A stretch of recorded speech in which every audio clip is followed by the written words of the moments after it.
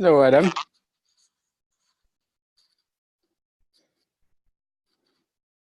You're on mute. You need to unmute yourself. Hi, I finally managed to make it along. Good.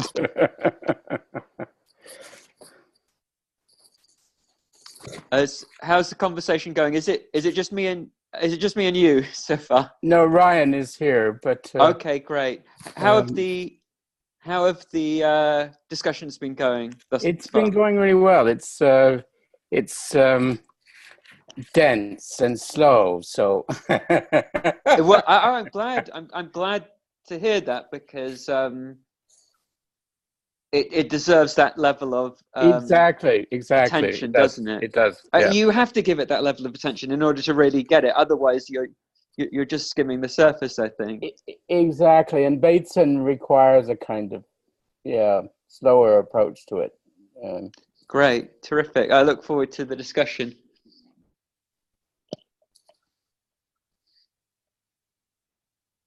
So are you in the UK, Adam, or yeah, London. Oh, okay. Central London.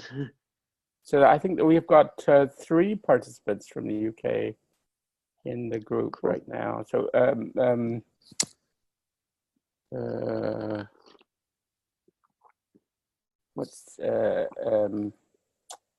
to think what her name is, that she's not going to be here today. Hello, Jeff. And hi. Hi. Lucy, yeah, she's usually here, but she's not going to be here today. But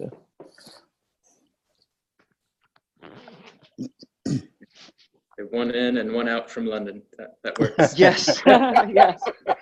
So where are you guys based then? Where do you live? So I'm in the States, in Kentucky. Okay, and yourself? I'm in Quebec City, in Canada. Okay. And Ryan's in Calgary, I think. Ryan. Anyway, he was there a moment ago, so. Yeah. And what is your sort of intellectual background that brings you to Bateson, or personal background? Yeah, so I'm a scientist. I've been I started off in astrophysics, but I now work in disability studies. It was a long trajectory. Did you say disability studies? Yes. Oh gosh, yes, that is a strange. It's a very Batesonian trajectory, you see. Yes, you could put it. Great way of putting it. Yeah. I started off as an astrophysicist and now doing disability studies. So, but Bateson was somebody I read way back when I started my career, and so I have a kind of a 40-year trajectory with Bateson. So, Steps to an Ecological Mind is a reread for about the 4th time.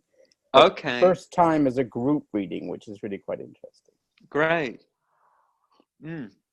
Yes, I studied social work at university, so I guess I probably covered. I'm familiar with the social model of disability and so on, right. which has a lot in common with Bateson, because it's all about conceptualization and reconceptualization, isn't it? And the sort of foundational premises for the implicit premises for our thinking. In terms of my background, I really kind of approach it from quite a variety of different angles, really. It's certainly in terms of how I engage with the material. The person who put me on to Bateson was Eric Harris Braun, who's one of the co-founders of Holochain. Oh wow! Oh yeah, okay. Do you know Eric? No, but I know people at Holochain. So yeah. Okay, yeah. So I'm friends with some of the people at Holochain, and I spent a week with Eric and Nico and Raymond Powell.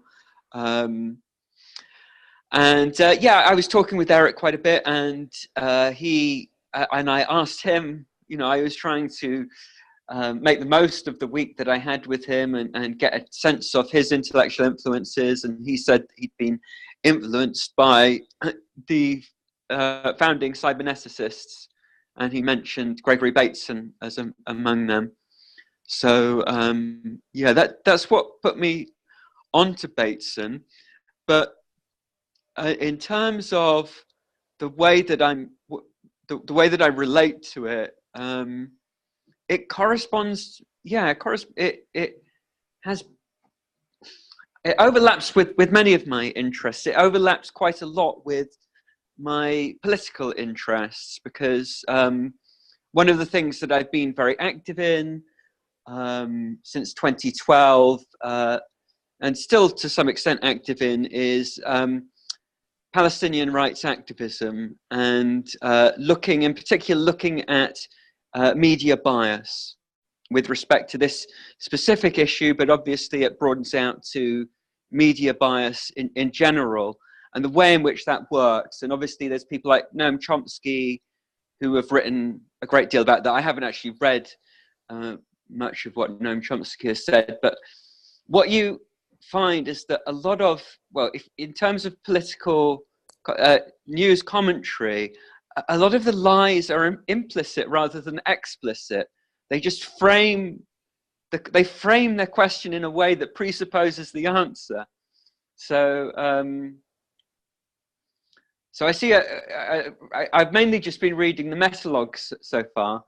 I haven't, but there's tons of overlap with that sort of analysis of forensic analysis of media, in terms of the way in which people manage to create self-referential arguments for themselves that just corroborate what they already want to believe. So are you an academic, Adam, or? I wouldn't know. I'm in terms of my job, I work as a business analyst for a health tech company. Okay. But I've really kind of got my finger in lots of different pies, and I see myself as a social change maker primarily. Right. Hi, John.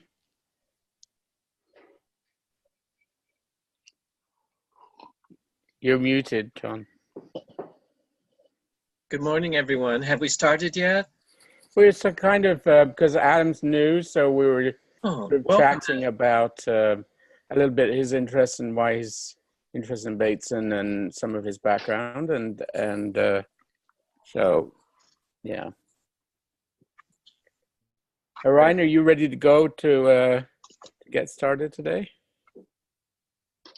You're muted, Ryan. You're muted. Yeah. Okay. Thank you. Yeah, I'm pretty much ready. I was just reviewing some notes that I made. Okay.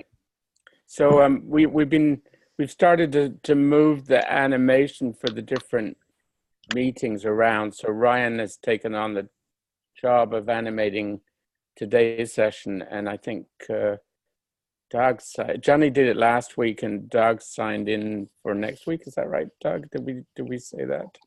Yeah. So eventually you'll be maybe called upon to do so, Adam. You can look ahead to the readings and see which ones you'd like to do. Maybe. Oh, I meant to do that, but I've just been so busy with moving house and my job and stuff. But definitely I will. It is absolutely my intention to not just make it onto the calls, but also read the appropriate sections beforehand. Okay. Do you want to go then, Ryan? Yeah, sure. When I was reading the text, an idea that came to me was that kind of in corroboration with Nora Bateson's text on I with an identity, or identity with an I, is that each text is kind of an ecology. And so we're dealing with 4 texts, and they're ecologies of ideas. So we're dealing with an ecology of ecologies, and there's kind of a meta ecology. And so that framing it that way kind of allows us to move with the weave, and move in those in-between spaces, those logically negative gaps in meaning that allow for creative novelty. And so I was just going to go over some of the main points of some of the articles and just follow kind of the narrative. And for example, in the piece on national character, Bateson is kind of responding to criticism against the idea of national character, and then he meets those criticisms, and then he outlines the orders of difference and what difference that would make for Western nations, and then he talks about international relations. So I thought it was kind of interesting, some of the criticisms and what they boiled down to for Bateson. It all came down to are individuals and communities physically and psychologically singularly organized, and how are they organized, and are they and so he kind of strikes an in-between zone between this cultural heterogeneity and this kind of uniformity. So he has these relational concepts of complementary and symmetrical, that kind of does the work for explaining the difference in uniformity between cultures and groups. And that kind of reminded me of his article on schismogenesis. And I think it must have been intentional, Geoffrey, for you to piece the Metalogue on the Frenchmen and the essay on national character together, because they speak to each other so regularly. I think Nora Bateson, or the daughter in the Metalogue, is kind of getting an initiation to Gregory Bateson's idea of international relations, and some of the relational qualities of the Frenchman waving his hands are present in relation to the American and the Englishman, with Mary Catherine Bateson and Gregory Bateson in the dialogue. One thing that struck my mind between Nora Bateson's Identity with an I and the Metalogue on the Frenchman is that Gregory Bateson talks about how grammar and syntax are all kind of nonsense, because language isn't about words. It isn't constructed out of words. It's more of it's a ballet of gestures. And Nora Bateson talks about how the I, the singular I, is kind of needs to be evolved. The grammar needs to be evolved because it's she's plural, and we're all plural. We all have fuzzy boundaries, and we're all ecologies of selves, and we're composed of bacteria and other organisms, and so there's really no metaphysical solid autonomous I. It's all kind of in relation, and I think that really feeds back into the Gregory Bateson's idea of relational qualities, so kind of like the submission dominance, and how if we're plural, we're always in communion with others, and we're always being complemented, and there's always a symmetry with others, and there's these dynamic relationships with our environment too. and Nora Bateson even brings up this idea of false nationalism in her Identity with an I, and this kind of a critique or a kind of a bewilderment of how this concept no longer works. It's no longer efficacious. It doesn't describe the reality. It's kind of a nice abstraction, but it doesn't really get to the heart of the lived reality that people are experiencing. And I think that's what Gregory Bateson was getting at with the Metalogue, with the daughter. It's really exploring how this reality is working and what are the underlying dynamics. So I think these texts really speak to each other on multiple levels.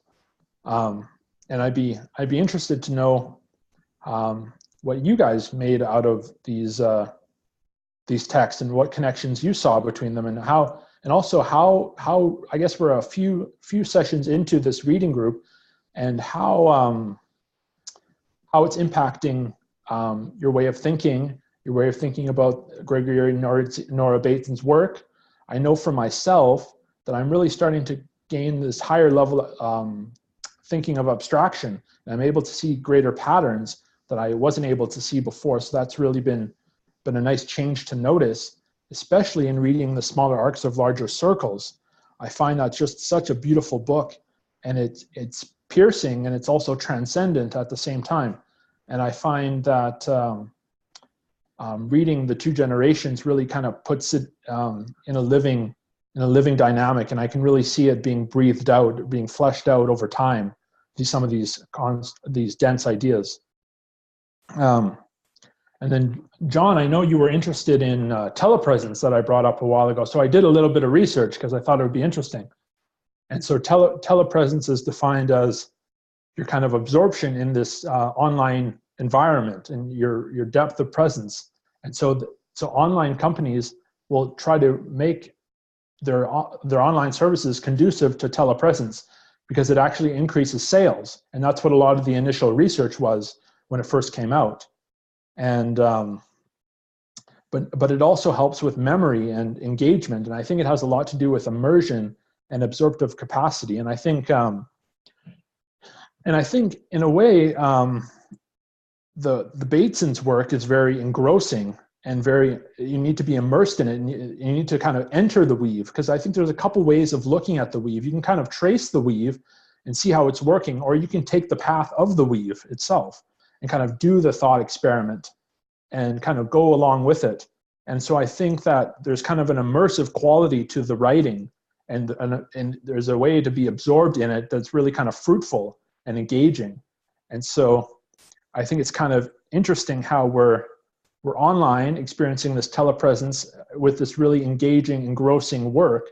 So there's kind of like these levels of presence that we're operating on. But anyway, yeah, that's just kind of what I wanted to say to get things started. I'd really like to hear what you all have to say, and hopefully I've sparked some ideas for you. And yeah, I'd love to hear what any of you have to say right now. That was really beautiful. Thank you so much.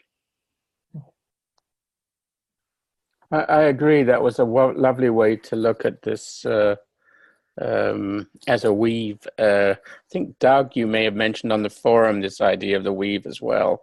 Because it was kind of four almost to some extent disparate texts. When I actually looked at them, I thought, oh, I had in mind a kind of unity, and the unity is not quite completely there. So we have to make it out of it, right? Which is kind of this meta idea. It's the pattern that connects, that it keeps connecting in different ways through the different texts. I mean, I did pick the Frenchmen. I spread out the metalogues over the set of seances, and I looked for matches between the chapters and the metalogues to make that kind of work. And I think in one instance I switched the order of the metalogues to make it fit better, but so yeah, it was a kind of conscious choice, but I love the way you talked about that. There's a couple of things that came to mind for me when I was reading this. This thing about national character, it reminds me very strongly of a book by Edward Hall called The Hidden Dimension, because Hall discusses national character in relation to the way they organize space.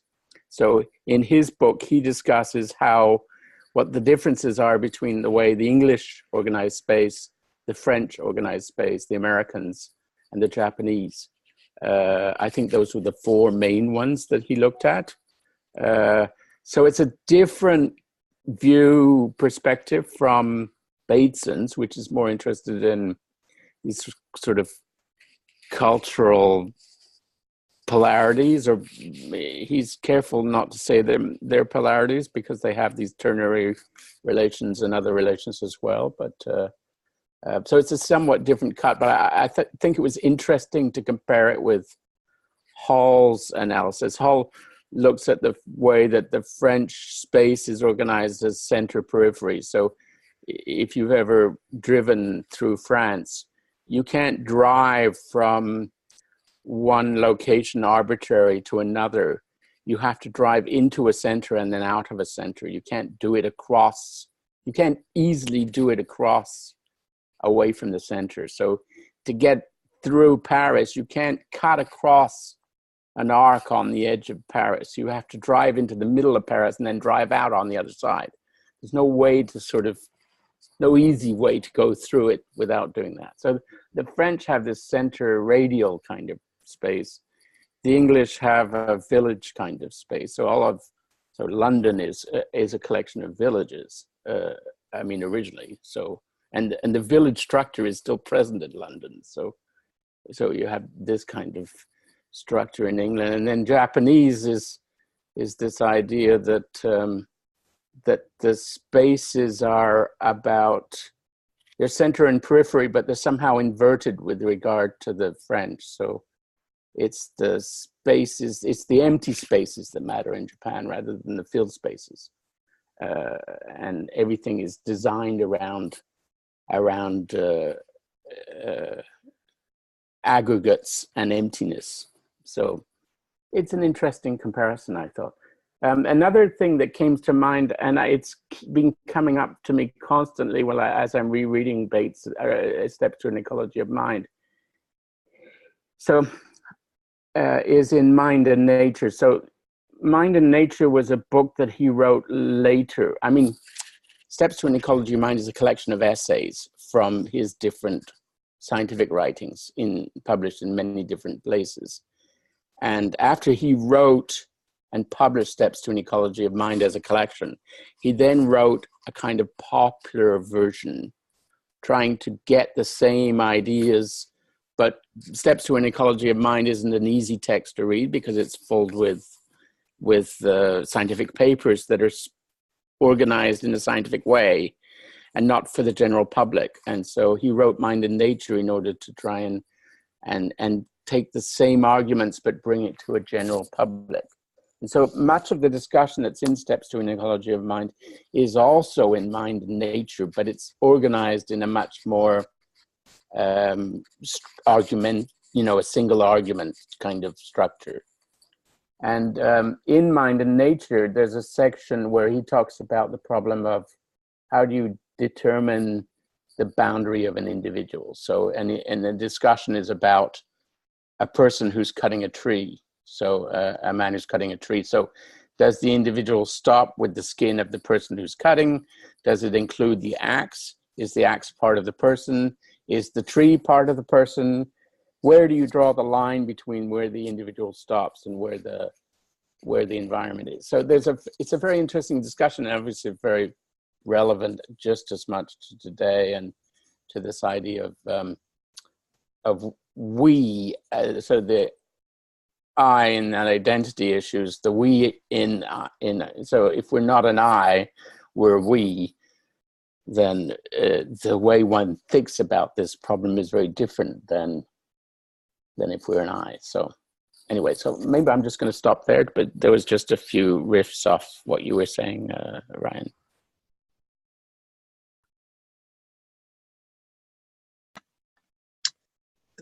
Thank you both.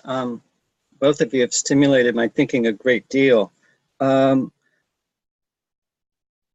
mentioned, Ryan, trace the weave or take the path of the weave, and absorption and immersion.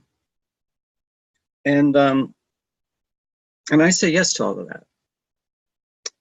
As you may recall, that exercise that we did last time, I asked you to touch two objects. And with each object, I asked you to imagine touching the object, then actually touching the object, and then noting the differences between the before and the after of that touch. And I asked you to do it to another object, the same procedure, and then where are those differences? Is there a relationship between object one, object two? Where is that relationship? These are obviously very, I would say, nonverbal responses make sense. But we do use language. And I think that's the dilemma that Bates and both Gregory and Nora are playing around with. You certainly can, and there's a relationship between imagination, anticipation, what actually happens, and then a comparative capacity that we have. This is probably our survival depends upon this. And then networks of relationships. Well, there's that object, there's this object, there's that object, there's that object. And we have histories of our participation. But we have a strong tendency to want to sort of freeze the frame. And then we go into reification. And this, I think, is what disturbs both father and daughter. Because I think, as recently Nora said, let's forget about making meaning. Let's make sense. And if we don't make sense, our meanings don't mean very much. And I think this is how sensitive. This is my model of the world. But and I believe my model of I can share with Nora. Unless there are enough people who get much more sensitive about the sensory acuity. Just like that frog in the pot. The temperature goes up and it doesn't notice until it's too late that it's boiling. It could easily have hopped out of the pot at any time. So I think that's a metaphor for this ecological crisis. And I so agree, the meta-ecology that you mentioned, the ecology of ecologies and the logical negative gaps, the in-between. And I'm just wondering out loud, because I'm not a logician, but I've always been baffled by the excluded middle. It's either true or it's false, but it can't be true and false. And the law of the excluded middle is so important. But I've never understood that. I thought, what are you talking about? So of course it can be true and false. At the same time, and I think this is coming out of my fascination with Bateson and communication theory, because he would point out, like, I really love you. Come give me a kiss. You want to sit in my lap? These are double messages.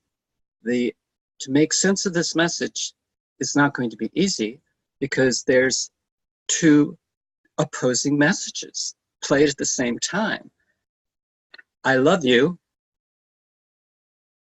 I love you. I really love you. Now we can have simultaneous incongruence. We can also have sequential incongruence. One day I love you, the next day I hate you. This day I love you, tomorrow I hate you. So as receivers of messages, we have to make sense of who we trust, who we don't trust, who we want to hang out with, who we want to make plans with.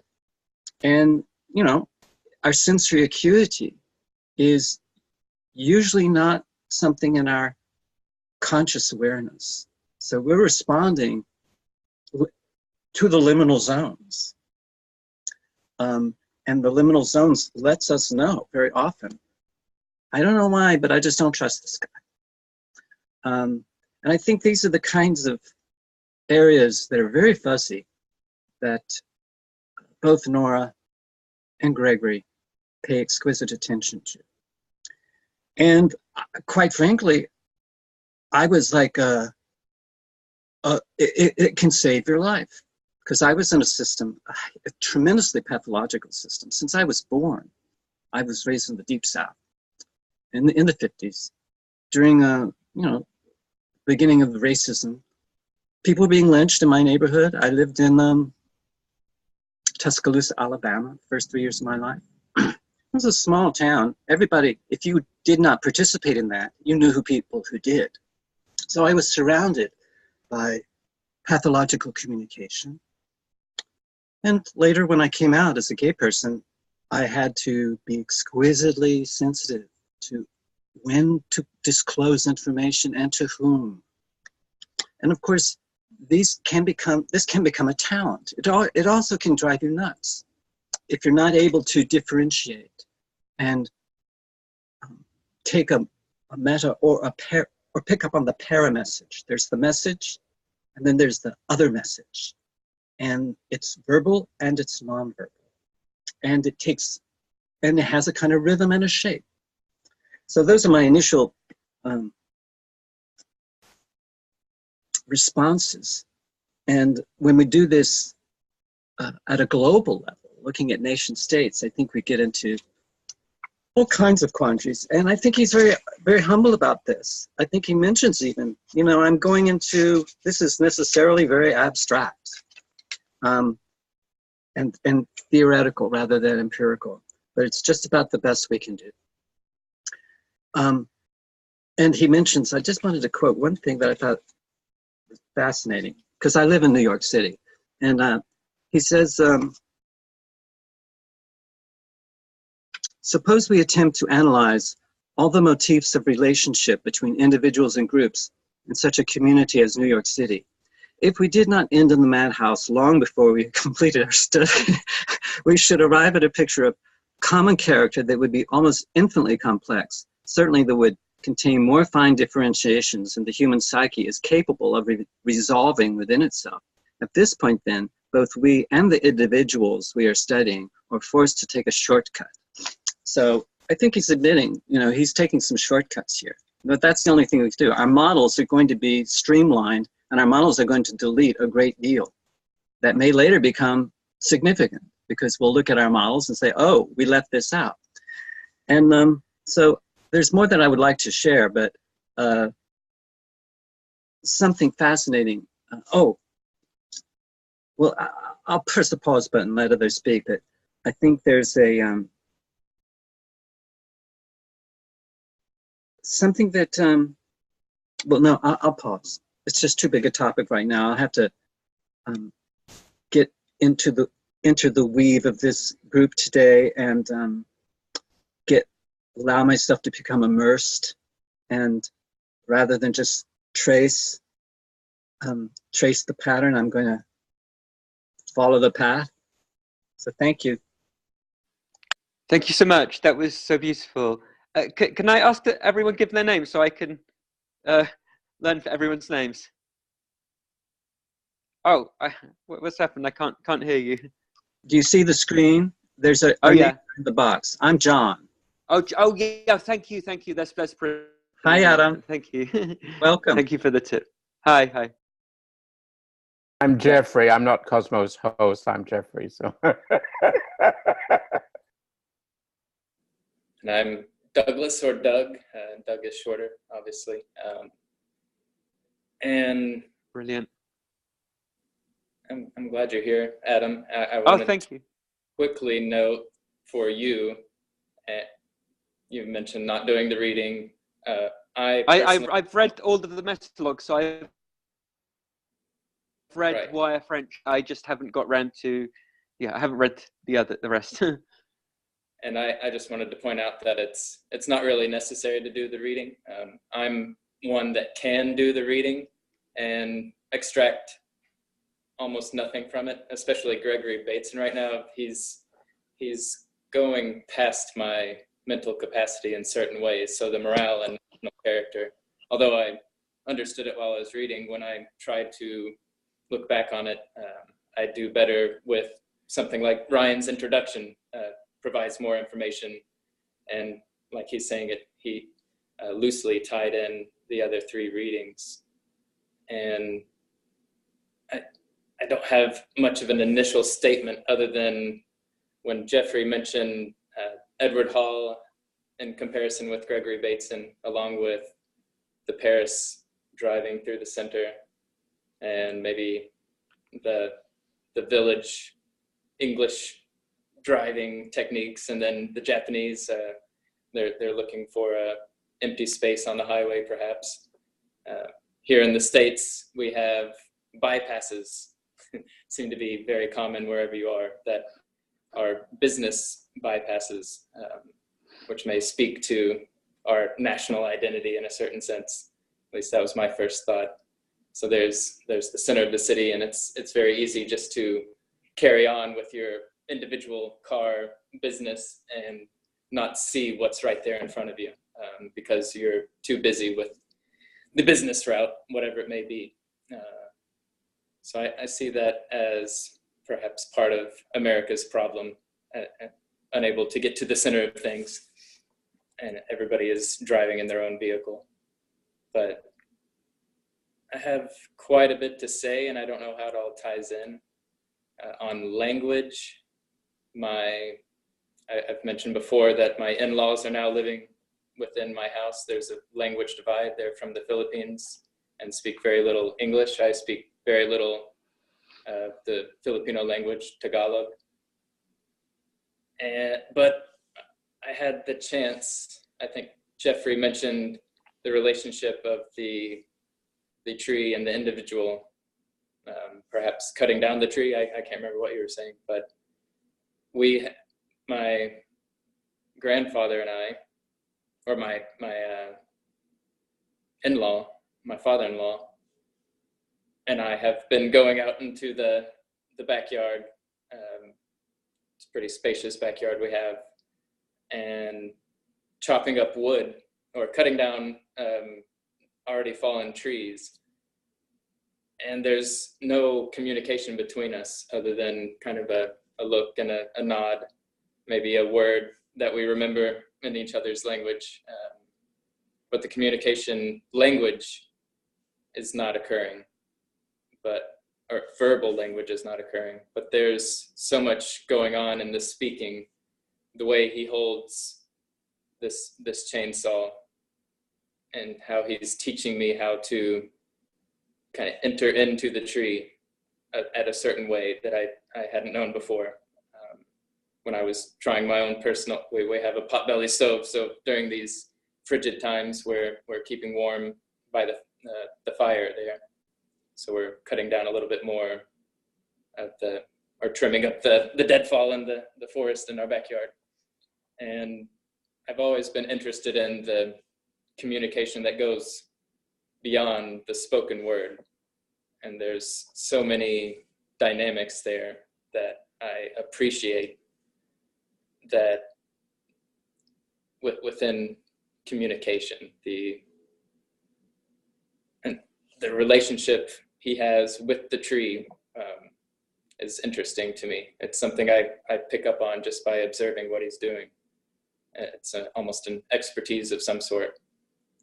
And we have a lot to teach each other. And yeah, I have a lot to learn from you all here. So I don't know where I'm going right now. Okay, I'll maybe feedback. Just some reflections on things that each of you has said. So starting with Ryan, I'm really just saying other sources that came to my mind with regards to this theme, the idea that grammar is nonsense because the meaning of sentences is not contained. Yeah, because sentences don't convey meaning in that way.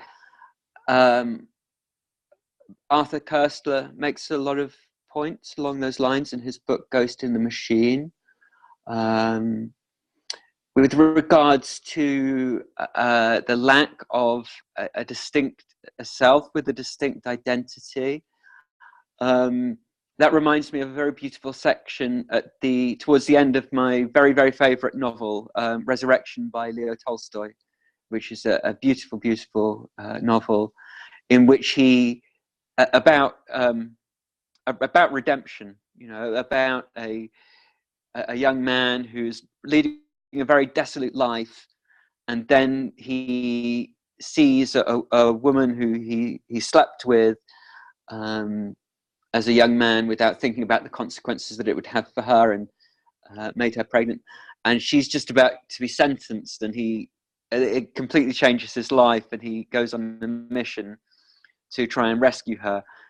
Really amazing novel. And towards the end of the novel, there's a really lovely section about character, and I was trying to find it because I know I typed it out. I liked it so much, but I can't find it.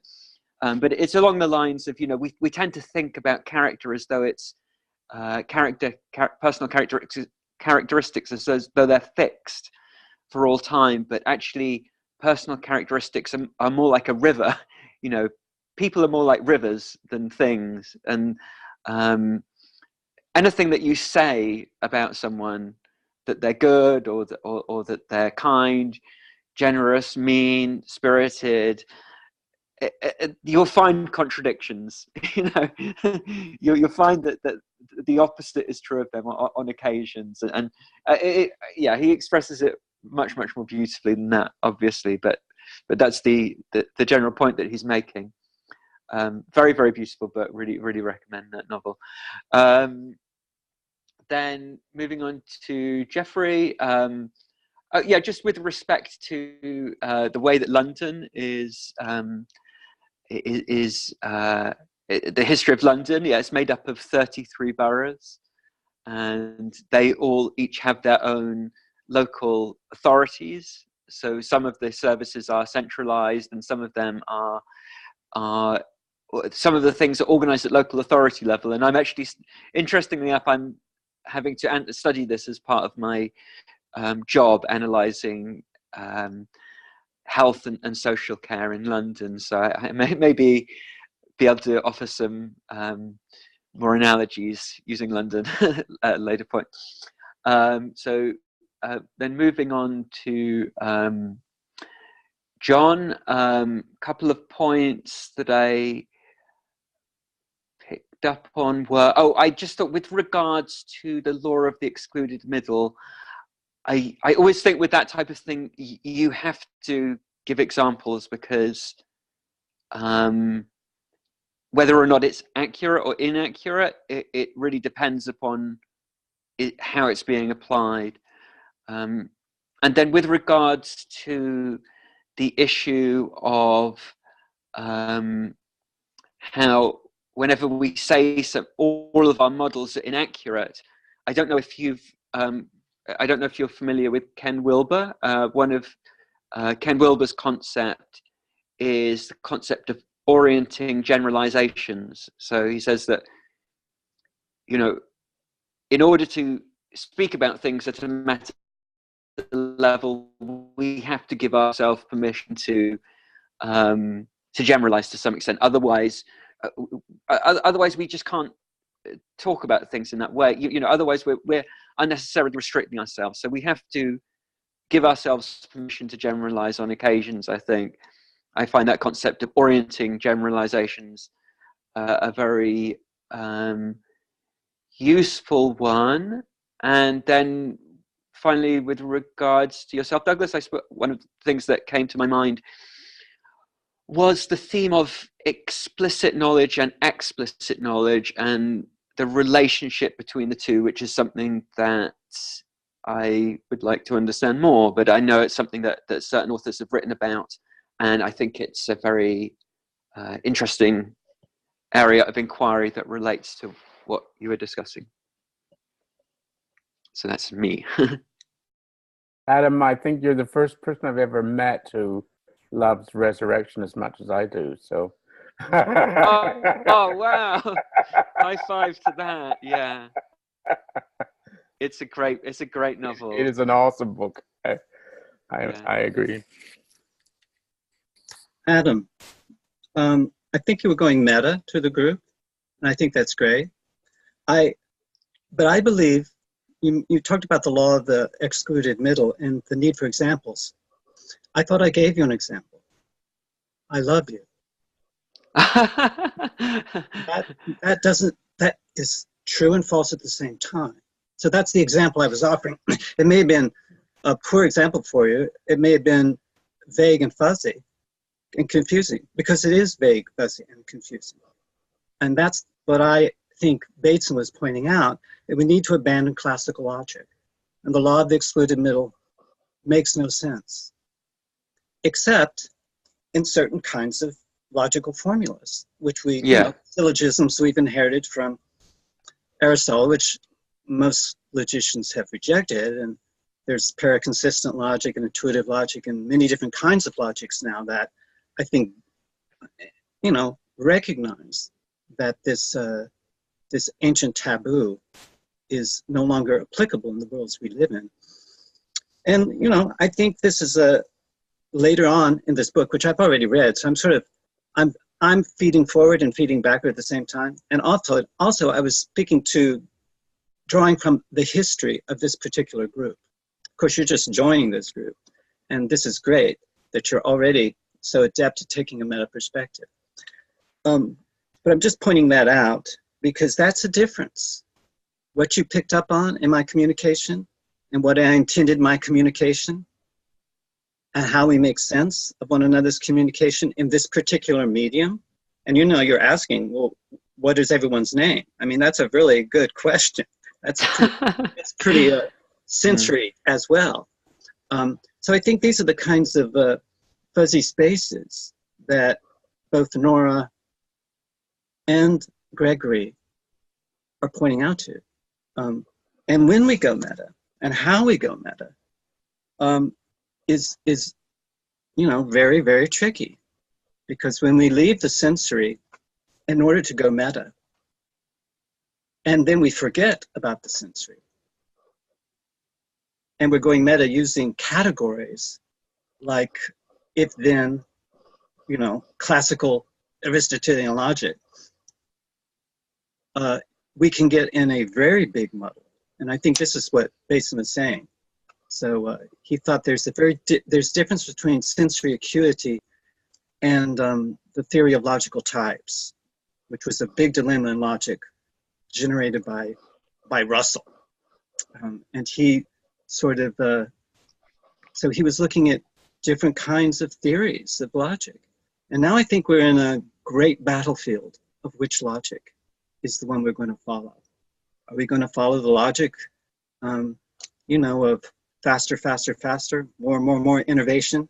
Sort of like I'm on a treadmill and I have to jump off that treadmill to get on another treadmill that goes even faster, and off that one to another one that goes even faster. Of course, I live in New York City, so this is a very you embody these kinds of tensions and stresses. So, you know, running on the treadmill is what they call innovation. And you know, there are many people who don't want to get on the treadmill at all, and some people want to desperately get off of it, but they don't know what to do. And this is another theme that I think has come up in our previous conversations. So, so thank you very much for your observations. Could you elaborate on that last point for me about innovation? I'm not quite getting how it connects. Yeah, I talk very fast because I was a Southerner first 20 years in, and then I came to New York, and I learned that I have to talk really fast. But now when I go to other places, I'm just like, I feel like people are agonizingly slow. I love the way Southerners talk. I love the way they talk too. I don't like the way they think, but I love the way they talk. But out in the West Coast, I'll be walking. I remember I was hiking up in the mountainous area, very near a university. I was University of Santa Cruz, actually, where Bateson taught, and I was taking a course there on epistemology and modeling, and that's where I really got fascinated by Bateson's theories. And I was walking. You know, the first day I was there, I was taking a hike up the mountains, and I just noticed people were coming down the mountain, and they were smiling at me. And a couple of people did that, and I thought, these people are so weird. Then I realized, oh yeah, now I remember. People smile at each other as strangers as they pass, especially if you're in an area where there aren't many people around. So I had to sort of recalibrate and wake up to the local behaviors.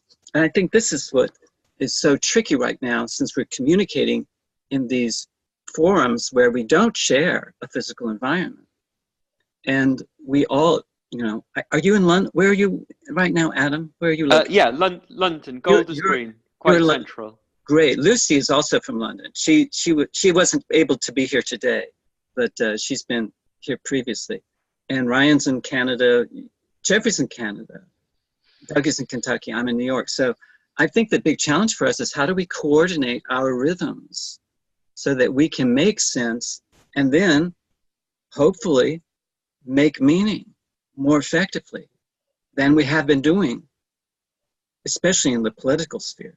And I think this is something that Bateson was extremely aware of. He was writing, I think, shortly after the Second World War, and the failures of communication from the Treaty of Versailles and the national character.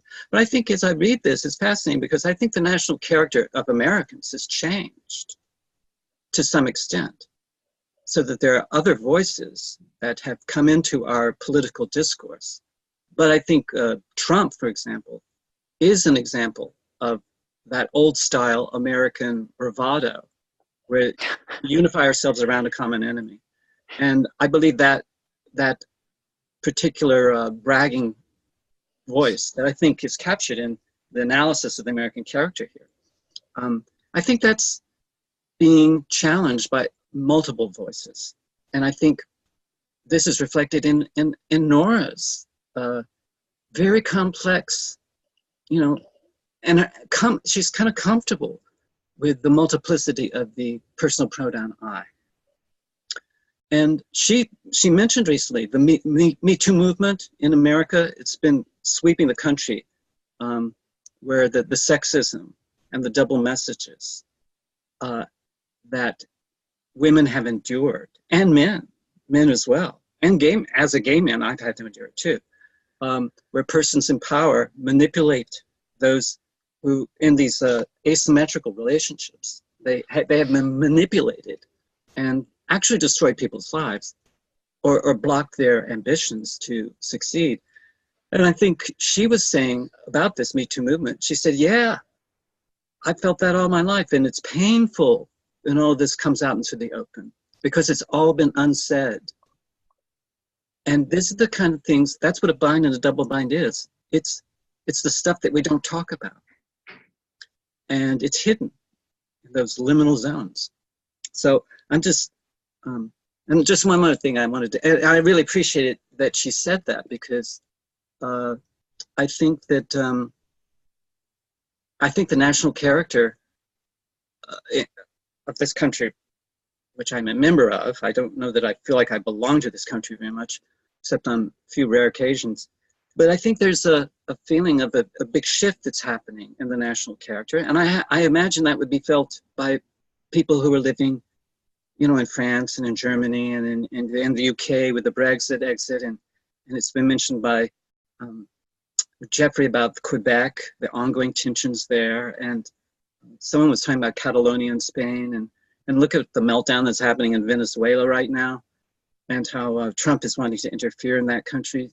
And the sudden withdrawal from Syria of American troops. I mean, we're just seeing how fuzzy this all is. And I think we're in deep shit right now. Really, unless there are enough people who are willing to take on the challenge of the discomfort, of like acknowledging these kinds of double binds and triple binds that we're in. I don't think our future looks very good. But I think if enough people were, I mean, we're in deep. We're in deep shit in so many different ways at the same time, aren't we? That's right. So we're not just in deep shit. We're in deep and complex shit. I think we both share a metaphor there. Yes. I don't want to impose my metaphor on anyone, but if anyone shares it with me, that's cool.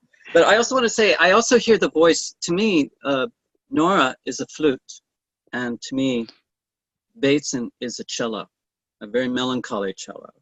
But I hear he keeps it together somehow, and I hear her voice sort of floats above and around and goes within and then comes out again. So that's my meta for this lovely duet between between the sister. What am I saying here? Between the daughter and the father. But of course, sister and mother are also implicated in that feminine masculine dynamic that I think they're playing at the edges of. Because in a way, I think there was a kind of lover quality between the father and the daughter. I think she adored him and he adored her. So that's another. I mean, I suppose what comes to mind with your mention of Trump is this whole concept of us now being in a a post-truth era, and I wonder what Bateson would have had to say about that general concept. Well, I do think that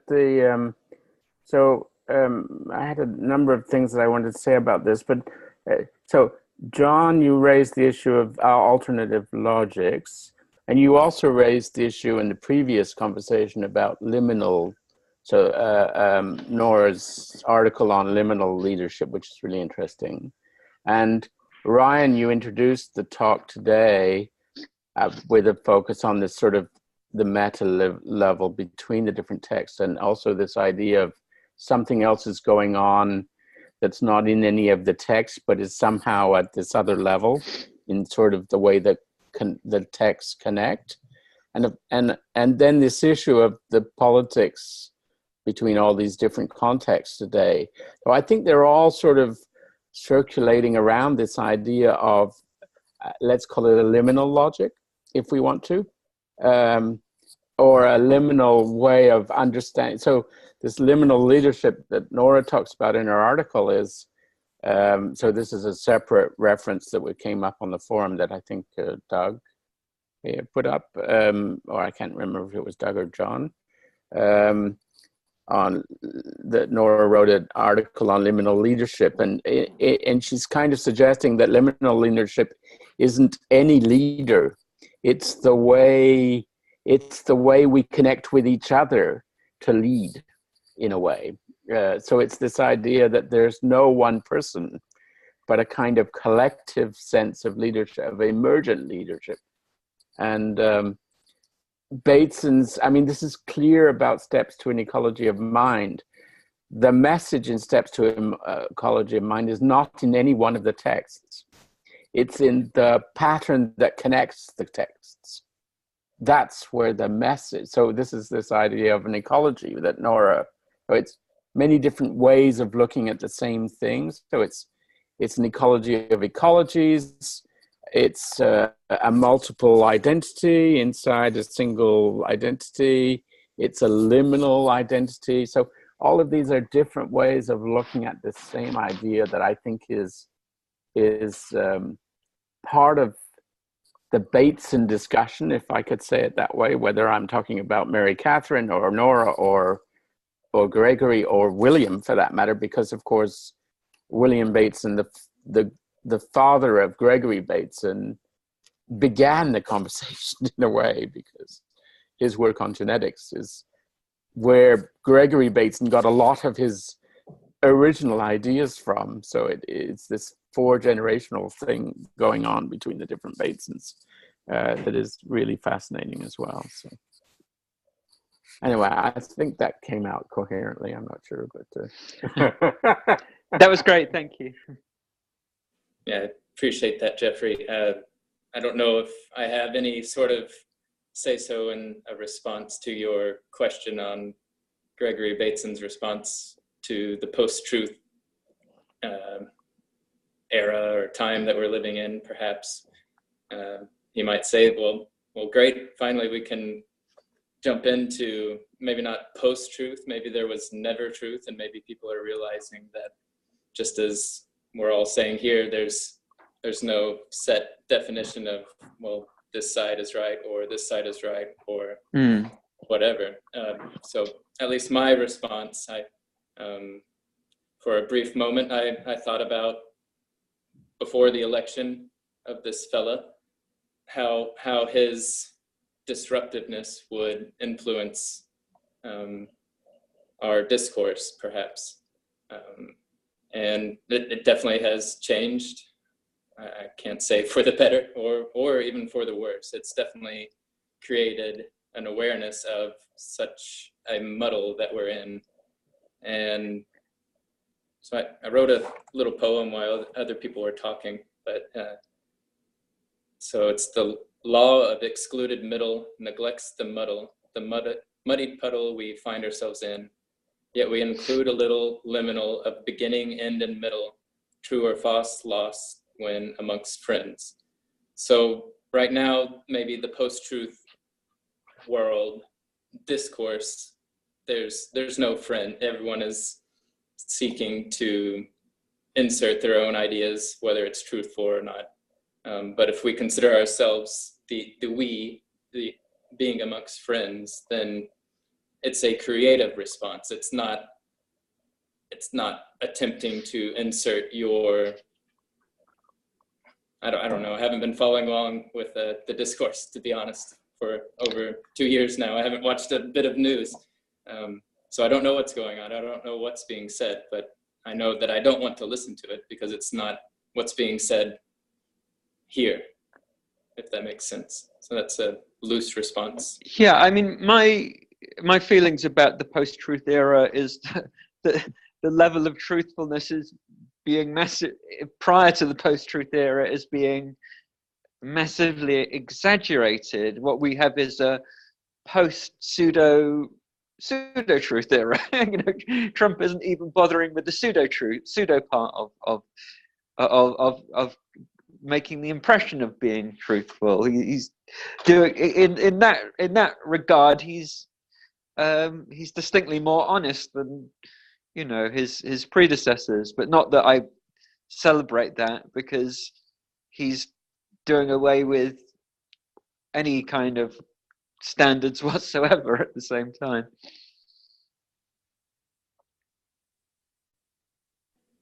But yeah, I think it was being discussed on the forum somewhere within the Infinite Conversations forum. There's been the introduction of integral theory, I think, that was kind of loosely, not neglected, but attempted to get past.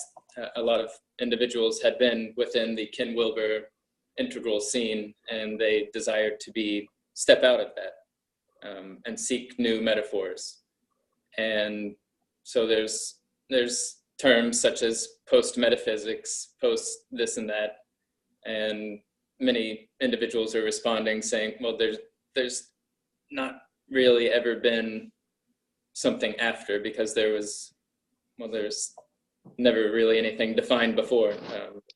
There's Bruno. Yes, I did. The very term post-truth presupposes that there was a truth era that Trump brought an end to, and which is a massive unsubstantiated presupposition. Right. So we're in some sort of adolescent phase right now, I suppose, and discovering where to go next. I do think that, because I tend to think that I'm not a wild one in favor of the one truth.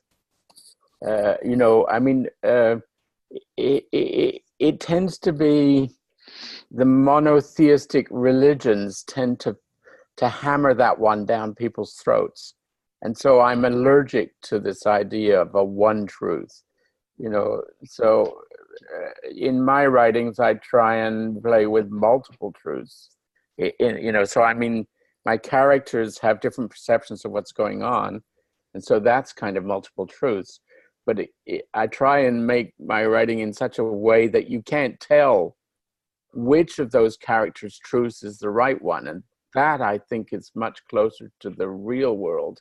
That is to say, there are many truths, and it's hard to tell whether there's any one that emerges clearly from the other. So, I mean, the Trump thing is a somewhat different. You know, I think in a way Trump is more in the register of falsehood rather than truth. I mean, he's not interested in truth, and he's more a kind of, there are, just as there are many truths, there are many falsehoods.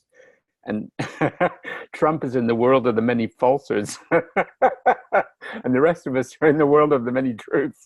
That's a good way of putting it. Yes, I think that's exactly. I think you've hit the nail on the head there. Trump just represents a change of falsehoods, not a change from truth to post-truth. I'd like to respond to something that was said previously by Doug, because he mentioned something in the forum about, I was talking about a second order culture that could be emerging now. Some people are calling it that. We could be calling this new age all kinds of things. But I think Doug mentioned, if I could give some examples or to flesh that out a little bit. And I just found this quote. I'm not actually quoting it. I took some notes, but it's based on that text that you mentioned last time, Ryan, Upside Down Gods. So I've been reading that. And that author said something I thought was useful about, and I'm paraphrasing here, but he said, first order, sound patterns or distinguishable rhythms. Second order, meta to sounds, rhythms, or other media. The form of the form, not derived from linguistic meaning. So it seems to me you have to have a first order to have a second order. And there could possibly be third orders. Although I think that's way out into the future. But I think this is where Bateson and Nora, as how do we re-educate ourselves? And once we learn something, how do we unlearn it? And how adapting is the brother to addiction. Our adaptations can become our addictions. So I think these are the tricky areas as we move from a first order to a second order culture, where we're able to look at Trump and say, yeah, I know where this guy's coming from. I can tell the verbal and the nonverbal don't match. And, I know I can sense when he's lying and when he's bullshitting. And I understand why the people who elected him, because if it was a choice between Trump and Hillary Clinton, she also is a master of the double message. So we're looking at two liars. One's a bullshitter, which is a little more interesting than just a liar. So I think he had some people who, don't give a shit anymore. This is what happens when nihilism runs so deep in our culture, that they feel like they have nothing to lose. So these are the kind of dynamics I think that if we had as we start being more sensitive to reading the affective zones, rather than getting addicted, as our media does, to the binaries and the verbal communiques, which are not what people vote for. I think it was Brian Masumi says that all politics is driven by gesture and affect. So it's those affective liminal zones that tell us, that indicate to us, that communicate to us truth, God, beauty. All of that is something that makes no sense to me unless I have a feeling. And the feeling tone is what then, if I'm open to curiosity, I can start to maybe find a new kind of vocabulary with my colleagues and my peers, and the connections that I make with people that I believe are competent. We can sponsor one another if we are with other people who care about us and who recognize that we have something to offer. We will, open up and take risks together. And I think this is the challenge. Also, one other thing, Gregory, something that you said, Geoffrey, about the Bateson, the grandfather. And I heard Nora say that she said her grandfather coined the term genetics. Her father coined the term schismogenesis. And so she said, so now it's my turn to make up something. And she chose symathecy. Am I pronouncing that correct, Geoffrey? Symathecy, I think it is. And she gave a definition for what she meant by that. It has something like learning. I think comes from together learning. So anyway, I'm just showing that out there, putting that out there, because our vocabularies, as we connect to these affective sounds and we share the verbal and the nonverbal communiques from the field of all possibility, it is inevitable, I think, that we're going to come up with language, different kinds of language games than we have. And I think this is happening probably so quickly that we can't keep up. So I think it's a great challenge. Thank you. Yeah, my wife was a poet, and she used to say that it's poets who give themselves the right to invent words more than scientists, maybe, although scientists seem to do it a lot too. But I do think it is a kind of privilege of poetry. The other thing I wanted to say, I wanted to get it in somewhere, as I noticed that you had posted, John, I think it's a Doré illustration, because we talked about the Doré illustrations for the liminal zones, and you had posted a lovely one of the angel with the Rilke quote next to it. So wanted to thank you for posting that.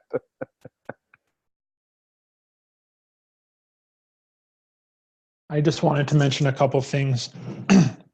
I think there's a very lovely book by Bruno Latour that came out late last year. It's called Down to Earth, and it's kind of in response to Trump and Brexit.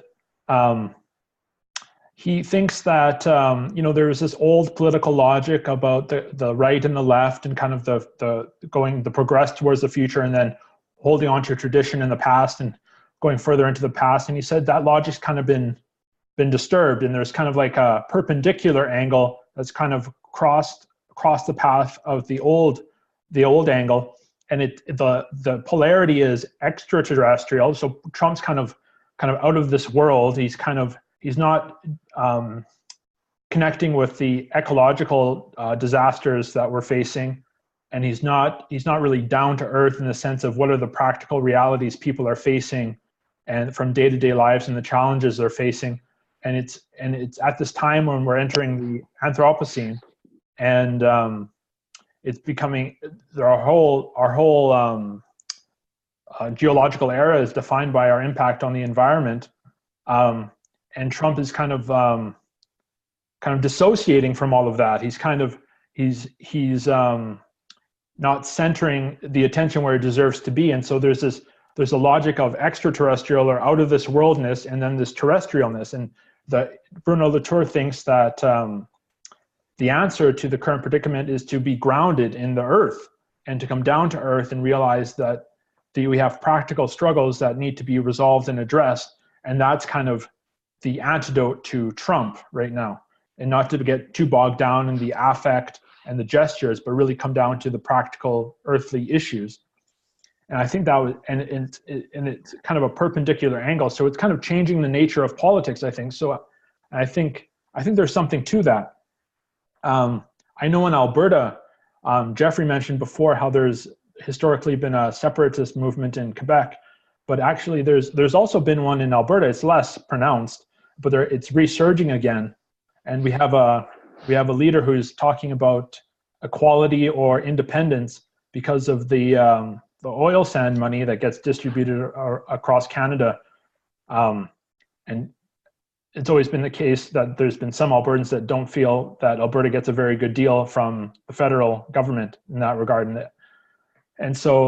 we have a new leader who's most likely going to be elected, who's more in favor of kind of this populist conservative politics. He's running with Doug Ford in Ontario, and they're making massive cuts to social services.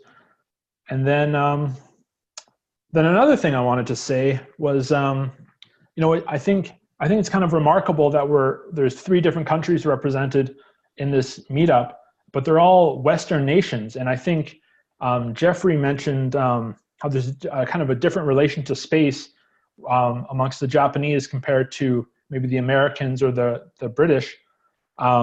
And I think that's been shown in cultural psychology and in relation to artwork, so that non-Western, more collectivist cultures will when they describe a painting, they'll say it's a tiger in a jungle, or there's a jungle with a tiger in it. And where the more Western countries, they'll be like, oh, it's just a tiger. They'll only see the foreground, but the non-Western cultures will also see the background, and maybe even the background is more highlighted for them. And so I think that has a lot to do with the logical negativity and the gaps in between, and what gets emphasized in the geographies of space that you mentioned, and also with politics.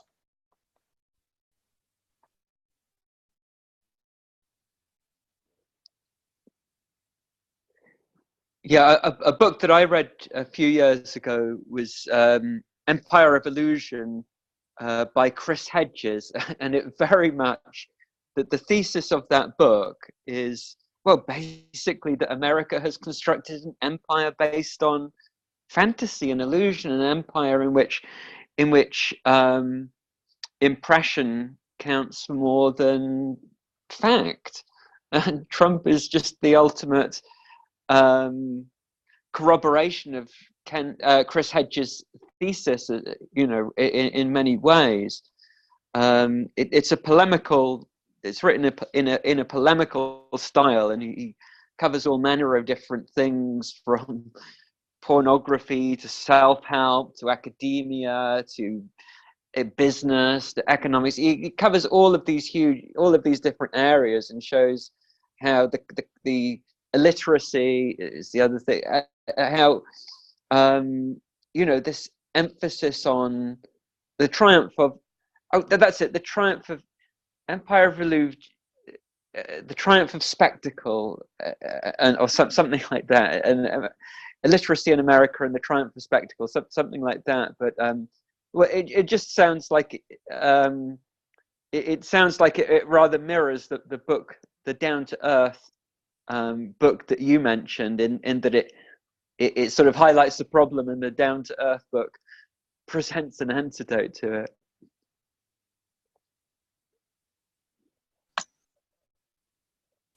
Thank you. I haven't read that book, Down to Earth, but I'm looking forward to it. I think I have a little bit of it. I think I read something on Sloterdijk in that book. I think I read little sections of it. But I have another book of his I'm reading now. So, but I'm looking at this book. We talked about this week, Facing the Planetary, William Connolly, and he's talking a lot about the Earth and the biosphere and the dramatic changes that are occurring now. And I recently read in the New York Times about the coral reef and how 1/5 of it has died in the last 3 years. This was on the front page of the New York Times. And strangely enough, that very day, I usually get when I went with my shopping and put my stuff on the counter, the cashier said, "Do you want," this is the question they've always asked, "do you want paper or do you want plastic?" And then she went, "Oh no, I'm sorry, we don't have plastic anymore. We've cut plastic, the use of any plastic." And then I found out that New York State has made that part of their program to eliminate plastic. and that's going to be a big one, because a lot of people work in the field of plastic. And I also heard that in the EU, there's a similar campaign to eliminate plastic. So I believe that some of us are sensitive enough and can anticipate a future without plastic. But we're going to have to sell that to others who are in deep denial. And if they won't listen to us, we have to find other ways besides electoral politics to make these things happen. I was listening to a young black woman, very articulate. She was a professor, I can't remember her name. But she said, electoral politics is like wiping your ass. You do it just so you keep the fascists out. But that's not where the deep politics is happening right now. And she was also said, hey, we're in despair.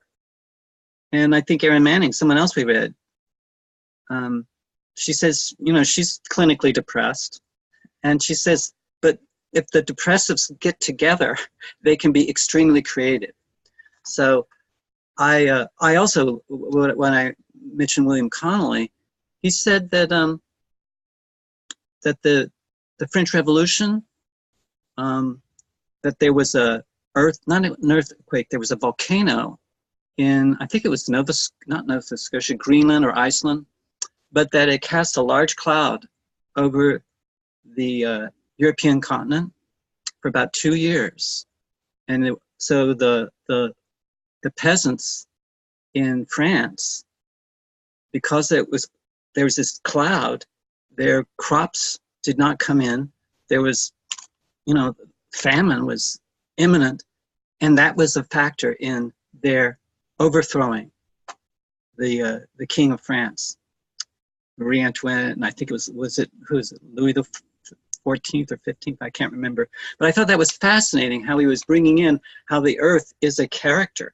The earth has a personality and it has impacts. But it's, as you say, Ryan, and you could correct me, but it's beneath our affects.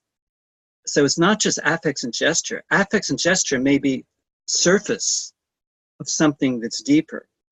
But then it gets to the cerebral map-making cognitive mind. And if that cognitive mind and that map maker part of us is not acknowledging the affects and the gestures, which may be coming from the earth, then I believe we get those dissociative disorders and those disconnects, which I believe Hillary Clinton, Barack Obama, Trump, I think they all are speak with forked tongues, and they're all bought and sold. But I think there are wide variations between each politician and who their audience is, and they learn how to perform. And anyway, I'm just sharing that. And please correct me if I'm off key there, because I think it's something I'm thinking about, and I think William Conley's thinking about it, and I think most ecologists are thinking about this and trying to find a new vocabulary as we embody this. Many of us are feeling this. Thank you.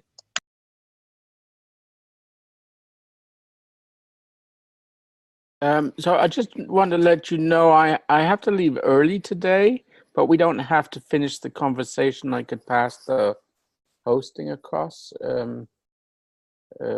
Doug, you're maybe not set up today for that, are you? I too will need to leave early. Yeah. So if I could pass it across to John, would you take the hosting? Well, since both of you are going, why don't we just summarize maybe what we've learned today? Yeah. End it when you want to. That way Okay. we'll be sure to have the recording. I don't want to lose the recording. That's happened before. I don't want Okay. Yeah. Thank you. Okay. Well, let's go for last comments then. We probably have done it was a shorter text this time, and Nora's writing was a bit shorter too. So maybe it's a bit normal. The discussion is wrapping a little earlier, but so let's go for last comments. I don't mind making a quick comment. I appreciate having you here, Adam. Each individual brings their own dynamics, so I liked it seemed like a natural ability to kind of reflect upon what each person said, and that sparked the conversation that we had and are having now. One thing we didn't touch on, which maybe we can continue at another time, which I'm sure in the long progression we have set out for this group, was Nora Bateson mentioned at one point the education. So what is it important to teach the young coming into a society? I have children personally, but I'm not just interested in what to teach children, but we're speaking of what message can we get across to others, or the adolescent minded that we mentioned before, that trying to step into this ecological sense of the world and not just the destructive stories. So I wouldn't mind talking. So can we teach liminal? That's something liminal leadership, right? But, sorry, I didn't hear. Can we teach liminal leadership? Right. To the younger generation? That's an interesting question. It's not an easy thing to even understand. Perhaps I'll bring that forward next week. I think some of her writing also ties in with that. I was looking at it, right. It's the policy for governance in the future. So yeah, maybe I'll bring that forward. Thanks, guys. Great discussion.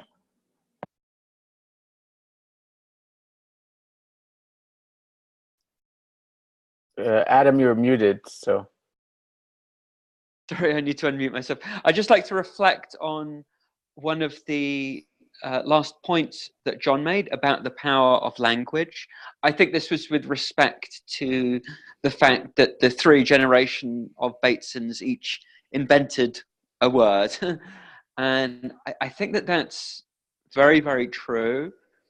And I think that it's a very, very important topic for discussion and reflection. And for me personally, it brings to mind the theme of that has been quite a big theme for me over the past couple of years, which is the theme of moving from an emphasis on individual agency to an emphasis on collective agency.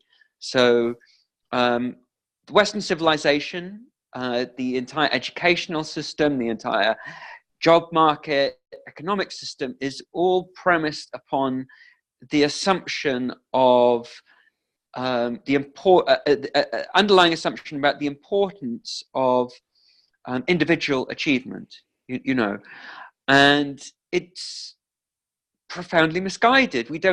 If we could just get beyond this, we could have a completely different, we don't need to have kids competing with each other for marks.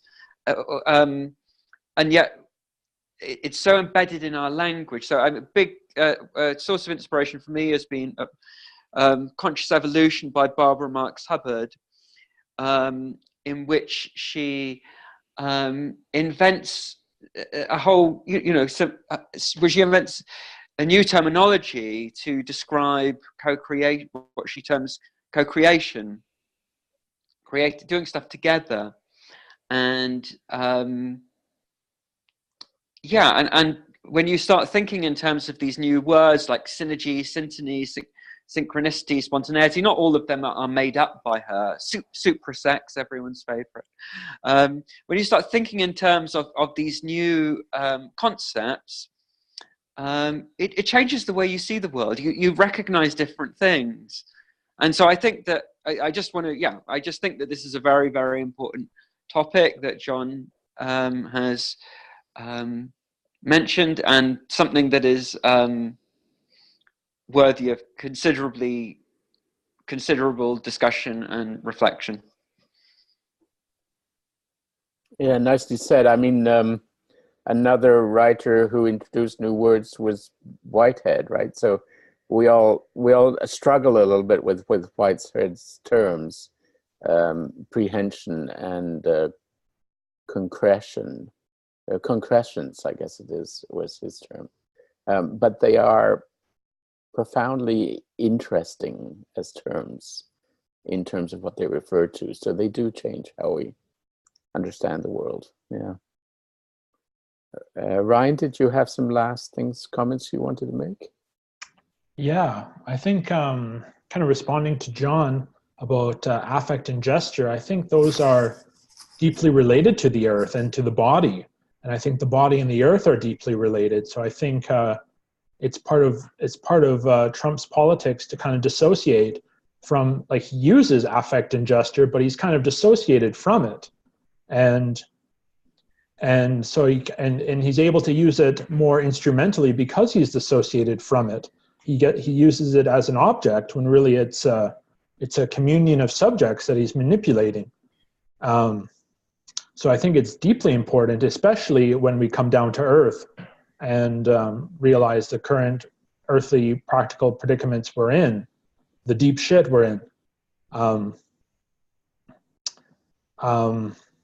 Yeah, and I'd just like to reflect on how this group has been kind of a seminar in international relationship in some respects, and how Nora Bateson, the last line in "We Are Wine" is "We are." Well, what is it? We are still wine. Grapes.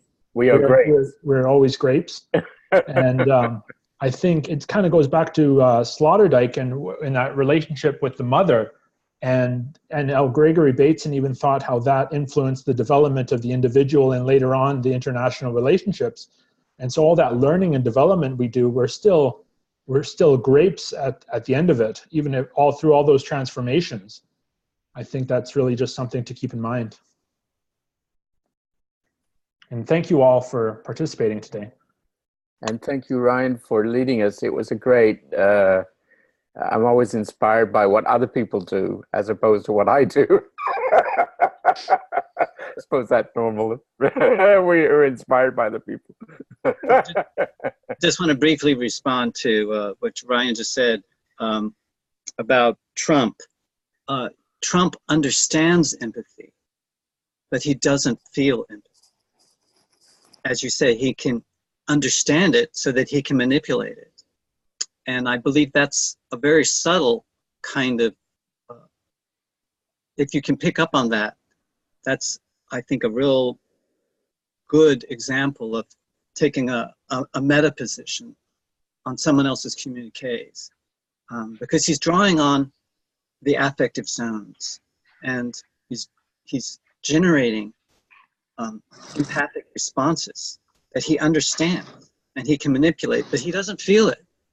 And I think that's why he's a little on the, the pathological side. But Hitler did the same thing. I'm not saying that they equal one another in any way, but I think that many of our politicians are very adept at manipulating emotions, which they themselves don't feel. But they know that, and they rely on other people's capacity for empathy, and they can manipulate it. So I think we're in the grips of this. Except I think it's happening globally. It's not just happening in the West, and I think it's happening in Africa. I think it's happening in Asia. Same kind of dynamic. So thanks for everybody, so that we can look at the patterns that connect between these real fuzzy zones. It's a really intense study. So I appreciate this.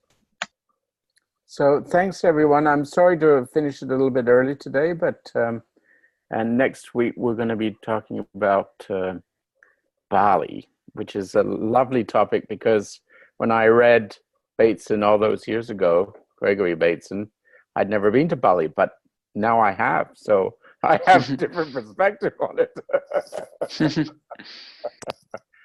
So see you next week. Great. Lovely to meet you all, you guys. Yeah, Thanks. great. See you later. Yeah. Bye-bye. Thank you.